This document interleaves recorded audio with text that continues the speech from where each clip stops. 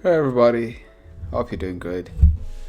So I was actually looking at this data on the CDC website, and according to this data, 73% of Americans are actually overweight or obese, and of this 73%, 46% of the people are actually obese.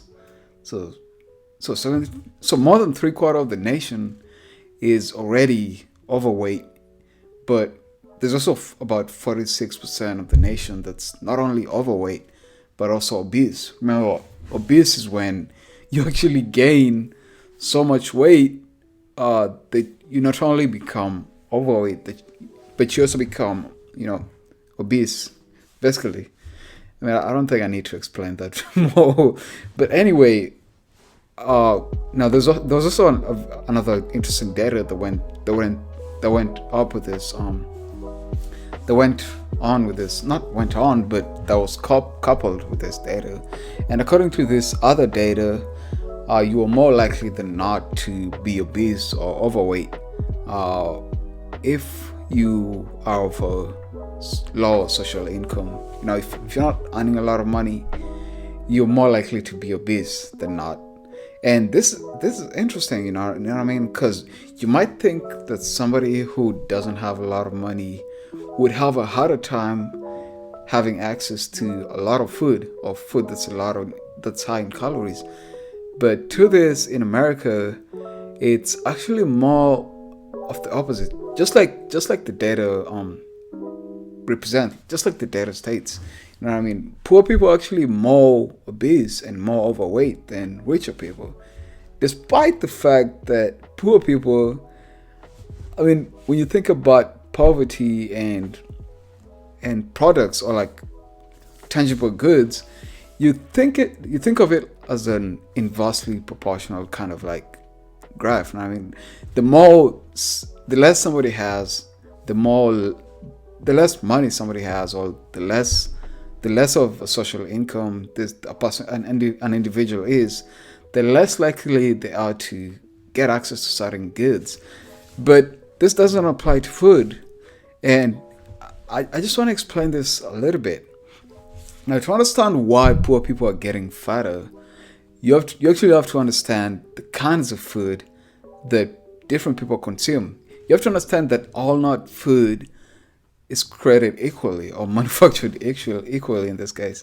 Some foods tend to be higher in calories and higher in fats, and these are the kinds of food that will get you fatter faster. And so such kinds of food include, basically any food that's high in fat, like, meat and eggs and perhaps packaged food and stuff.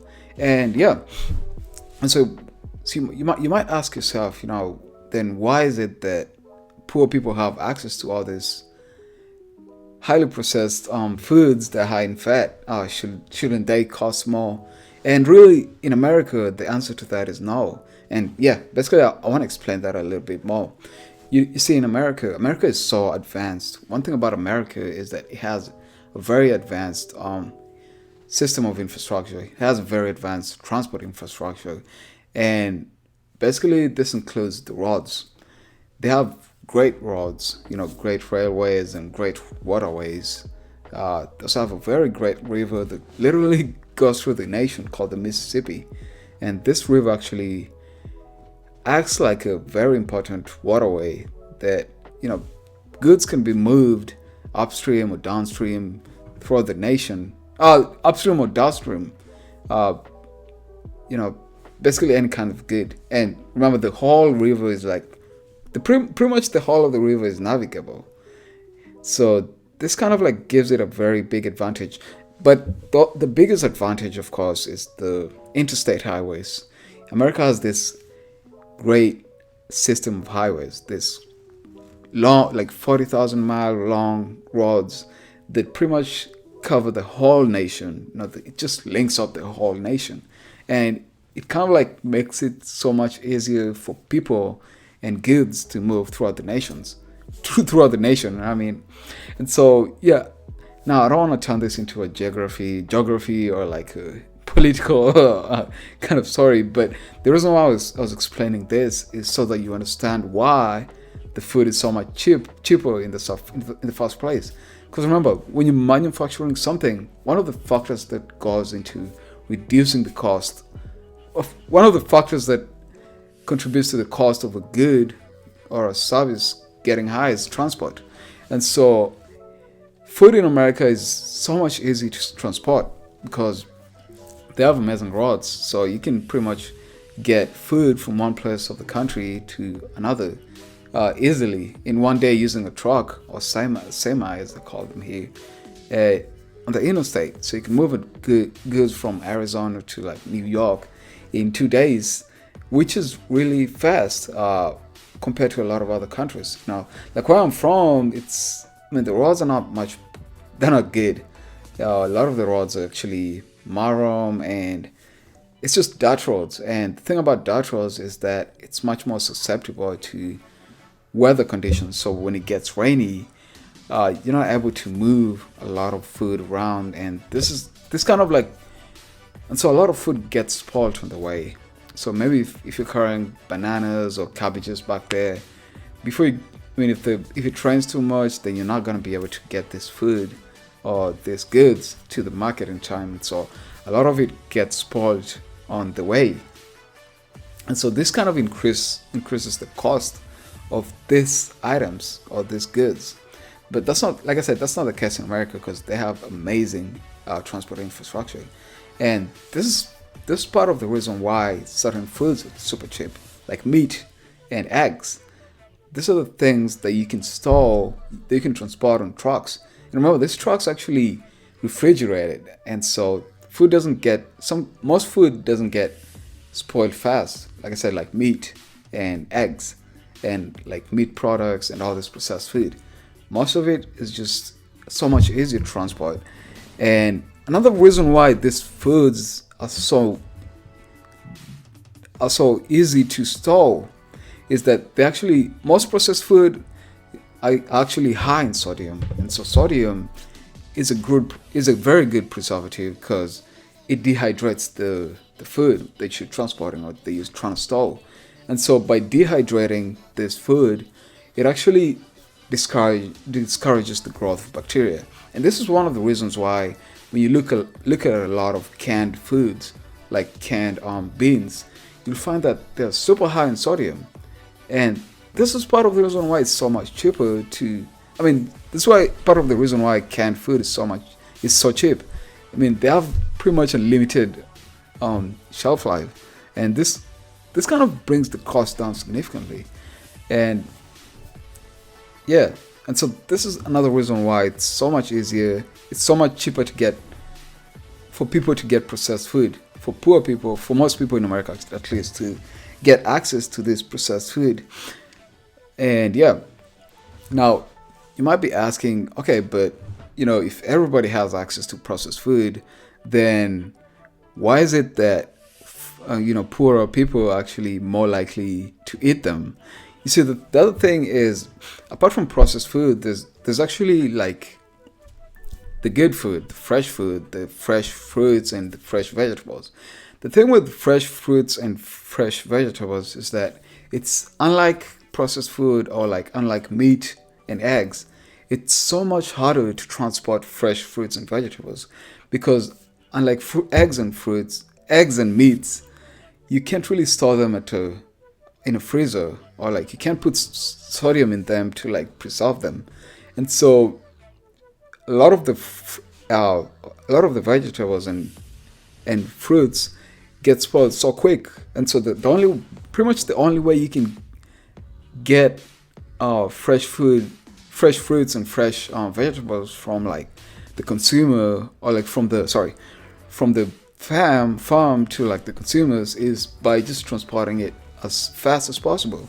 And this is so much more expensive because a lot of the time you have to utilize airplanes, or even if you're using the interstate or just trucks, a lot of it goes bad on the way there. And this loss of goods kind of like makes the suppliers have to make it makes them raise the price it's because like I said, they're losing a lot of it on the way, so they kind of have to make up for that by increasing the price of the fruits and vegetables that get to the store.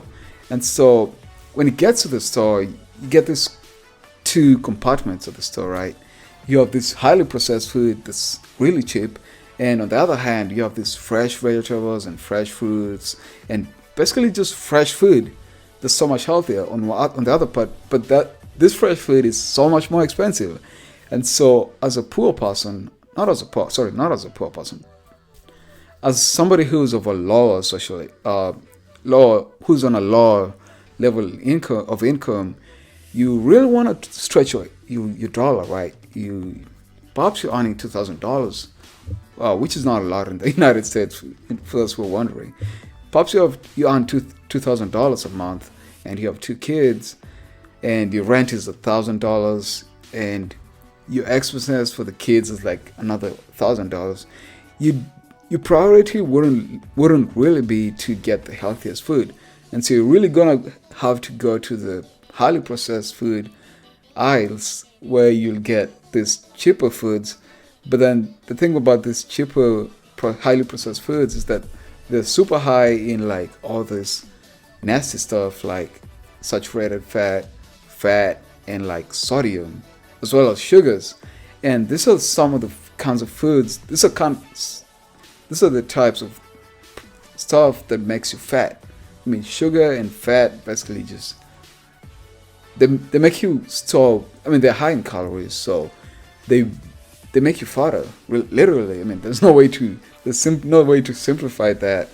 Sugars and fats just get you fatter way faster, especially fat, because fat is like it's high in calories. 1 gram of fat has like what, 4 calories? Don't check my watch. You can double check that.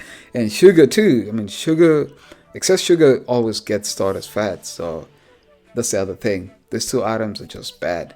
And sodium, which is another compound that's used to preserve food for longer periods. Sodium is actually linked to a lot of cardiovascular diseases. So as somebody who doesn't earn a lot of money, when you go to that cheaper section of the supermarket, you're actually putting your health at risk.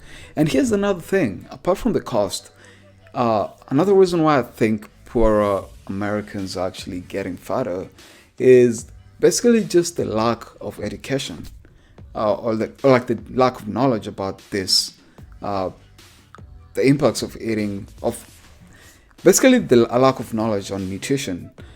And this is really part of the reason why I try to make a lot of nutrition videos as possible. If you haven't watched my nutrition video, I've actually made one about sodium. You can go ahead and check where I explain like the various effects of sodium on the body. And so, hey, okay, back to the video.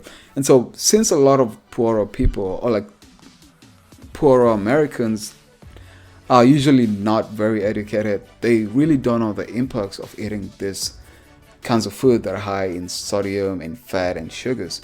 To them, they're just trying to get the greatest value for their dollar, or stretch their dollar really till the next paycheck. And so for richer Americans, they not only have the financial ability to get these fresh foods and healthier foods, they also have the knowledge. They also know that sodium, or like these kinds of food that's highly processed, is not good enough for them.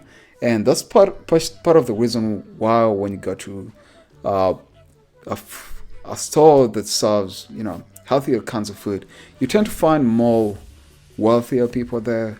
I mean, take for example Chipotle, or just compare Chipotle and McDonald's. Now, I'm not saying Chipotle is a higher end fast food restaurant. I mean, they're both fast food, but Chipotle sells more healthier foods. And when you look at the menu at Chipotle and McDonald's, you'll find that the price difference is just it's crazy, you know what I mean? The cheapest thing you can get at Chipotle, for those who don't know Chipotle, it's basically a fast food restaurant that serves mostly fresh food and food that's, much more healthier compared to other fast foods. And McDonald's, I don't think I need to explain McDonald's a lot. Everybody knows McDonald's. And so really the cheapest thing you can get at Chipotle that's gonna fill you is basically the chicken burrito ball, which costs like what, $8.60 plus tax, and that's in Texas. I mean, if you're living in other parts of the United States, it's obviously gonna be much higher. Now, on the other hand, and this food at Chipotle is only gonna get you about 800 calories. The chicken burrito ball, it's about 800 calories to 1,000. Not a lot. Compare it with McDonald's, where you can get pretty much like a burger, which has like 500 calories for like $1.60. And I'm talking about those, I don't know what they call them, the McDouble. They cost like $1.69 here. It's crazy. And fries are like, what, $1.50 or $2. And the fries they have at McDonald's is like 400 calories. So you're already saying the point, right? Like for like $5 at McDonald's, you can basically get 1,500 calories. And this is 1,500 calories that has a lot of fat and has a lot of sodium and has a lot of sugar. Because a lot of food, it's really rare to go to McDonald's and not get a drink. And most of these drinks, like Coca-Cola, and most Coca-Cola products are like super high in sugars, except for the dad sodas and the zero sugars. I remember seeing the ginger ale, the little can, is it like 250 ml?